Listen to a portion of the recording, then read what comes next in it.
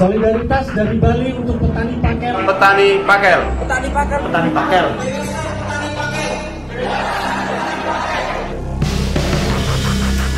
Sejumlah kelompok aktivis mendukung pembebasan 3 petani pakel.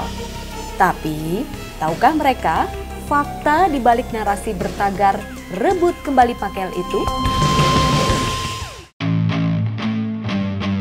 Pertama, Mulyadi bukanlah petani seperti yang dinarasikan oleh Walhi, melainkan ia adalah kepala desa pakel.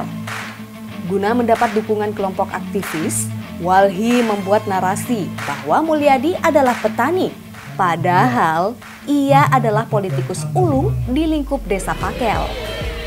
Kita sudah punya data yang jelas. Data yang jelas. Yang punya hak mengelola lahan ini adalah warga. Karena sudah ada izin, akte 1929 itu sudah jelas. Demi memenuhi ambisinya mendapat kursi kepala desa, Mulyadi saat itu menjanjikan pembagian tanah bagi warga yang memilihnya menjadi kepala desa. Akta 29 dipegang lagi dengan namanya Pak Suwarno. Pak Suwarno sebagai kepala dusun untuk dibuat alat lagi. Pak Mulyadi mencalonkan diri. Apabila terpilih menjadi kepala desa, Akta 29 mau diperjuangkan. Usai terpilih menjadi kepala desa, Suparmo yang saat itu menjadi tim ses mencoba membuktikan legalitas Akte 29. Namun, apa yang didapat? Menanyakan sejauh mana sih Akta 29.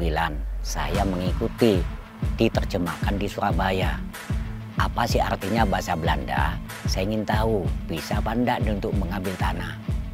Ternyata tidak bisa karena bukan egendomnya, hanya surat membuka lahan. Tak hilang akal, Mulyadi lantas mengeluarkan surat kepala desa yang menyatakan bahwa areal lahan milik Bumisari berstatus hak rakyat. Meski pada akhirnya ia mencabut surat tersebut.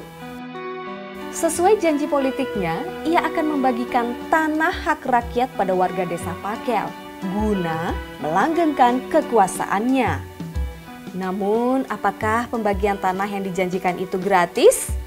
Di balik itu, Mulyadi dan kawan-kawan telah mempetak-petaki lahan milik PT Bumisari dan menjualnya pada warga senilai 2 juta rupiah untuk setengah hektarnya. Bilangnya itu kan satu lokasi setengah hektar itu 2 juta. Itu kata-katanya kan punya masyarakat gitu, perjuangan. Gitu. Saya masuk 1 juta yang full itu. 100, 200, 70, enggak tahu saja ada kegiatan apa itu katanya. Terus yang pengukuran itu saya kena 250. Saya ngasih uang 130 masih itu. Masyarakat yang ada di sana itu merasa mengeluarkan uang sudah. Sebelum dipetak-petak itu sudah mengeluarkan uang. Akhirnya diadakan pemetaan. Pemetaan diadakan langsung pengukuran manual. Semua warga, kepala desa dengan namanya Pak Suwarno sebagai kepala dusun, Pak Untung sebagai kepala dusun, juga pendampingnya Pak namanya Pak Haji Abdillah itu masuk kebun. Itu punya saya itu saya keluar dijual lagi. 1 juta katanya dikasihkan sama saya. Jadi dijual lagi, punya saya dijual lagi 1 juta.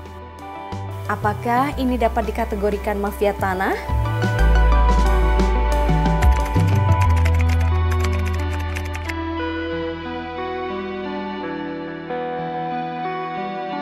Inilah realita di balik propaganda konflik agraria yang selalu didengungkan oleh Walhi dalam tiap postingannya di media sosial.